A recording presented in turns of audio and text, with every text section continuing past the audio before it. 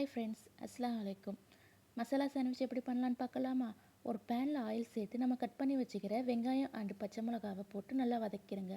வெங்காயம் நல்லா வதங்கினதும் அதில் இஞ்சி பூண்டு பேஸ்ட்டு போட்டு நல்லா வதக்கிக்கிறங்க. இஞ்சி பூண்டு பேஸ்ட்டோட பச்சை வாசனை போகவும் தக்காளியை போட்டு நல்லா வதக்கிடுங்க. தக்காளி நல்லா வதங்கினதும் கேரட்டை போட்டு வதக்கிடுங்க. கேரட் நல்லா வதங்கினதுக்கப்புறம் தேவையான அளவு உப்பு சேர்த்து அதையும் நல்லா வதக்கிக்கிறங்க. கேரட் நல்லா வதங்கினதும் நான் 1/2 டீஸ்பூன் கரம் மசாலா மட்டும் சேர்க்குறேன். நல்லா வதக்கிறேன். கரம் மசாலா போட்டு அதையும் நல்லா வதக்கிறேங்க. அப்புறம் ப்ரெட் எடுத்து இந்த மாதிரி ஒரு பக்கம் டொமேட்டோ சாஸும் இன்னொரு ப்ரெட்டில் இந்த மாதிரி மயோனேஸும் சேர்த்து ஸ்ப்ரெட் பண்ணிக்கிறேங்க. நெக்ஸ்ட் நம்ம செஞ்சு வச்சுக்கிற மசாலாவை இந்த மாதிரி ப்ரெட்டில் ஸ்ப்ரெட் பண்ணிடுங்க. நெக்ஸ்ட் கொஞ்சம் மொசரல்லா சீஸ் இருந்தால் அதையும் போட்டுக்கிறேங்க. இது ஆப்ஷனல் தான்.